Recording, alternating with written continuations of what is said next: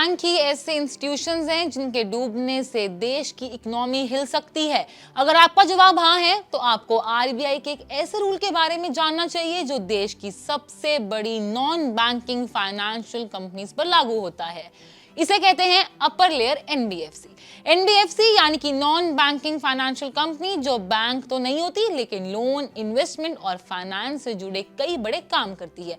इनमें से कुछ कंपनीज इतनी बड़ी हो जाती है अगर उनके सामने फाइनेंशियल क्राइसिस आ जाए तो उसका असर सिर्फ एक कंपनी तक सीमित नहीं रहता, बल्कि बैंक्स, म्यूचुअल फंड्स, इन्वेस्टर्स और पूरी इकोनॉमी तक पहुंच सकता है।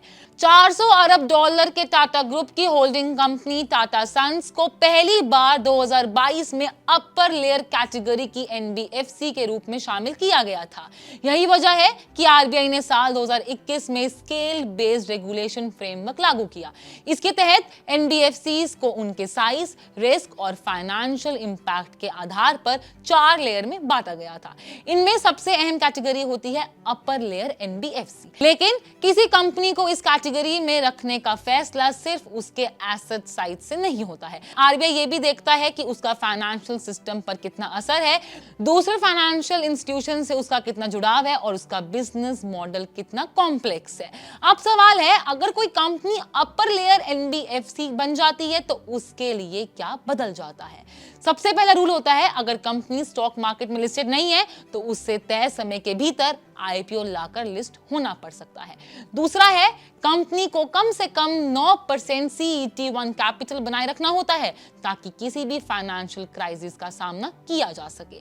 तीसरा है, कॉर्पोरेट गवर्नेंस के रूल्स काफी सख्त हो जाते हैं।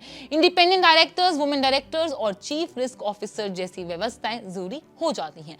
चौथा है, कंपनी किसी एक ग्रुप या फिर कंपनी को तय समय से ज्यादा लोन या फिर इन्वेस्टमेंट नहीं दे सकती है। पांचवा है, आरबीआई इन कंपनीज की लगातार मॉनिटरिंग करता है, उनके अकाउंट्स, रिस्क मैनेजमेंट और ऑपरेशंस की नियमित जांच भी कर सकता है। दरअसल आरबीआई ऐसी कंपनीज को फाइनेंशियल सिस्टम के लिए टू बिग टू फेल मानता है, यानी अगर इनमें से कोई एक कंपनी भी संकट में आती है तो उसका असर पूरे फाइनेंशियल सिस्टम पर भी पड़ सकता है। इसलिए अपर लेयर एनबीएफसी का दर्जा सिर्फ एक पहचान नहीं बल्कि बड़ी जिम्मेदारी भी है। इसका मकसद ये सुनिश्चित करना है कि देश का फाइनेंशियल सिस्टम सेफ हो और स्ट्रांग बना रहे। और इसी वजह से आरबीआई ने एक बार फिर देश की सबसे बड़ी कॉर्पोरेट होल्डिंग कंपनीज में से एक टाटा सन्स को अपर लेयर एनबीएफसी की लिस्ट में बरकरार रखा। आपकी क्या राय है, हमें कमेंट्स बॉक्स में जरूर बताएं और ऐसी हर बड़ी अपडेट के लिए प्रेस लैब को सब्सक्राइब जरूर करें।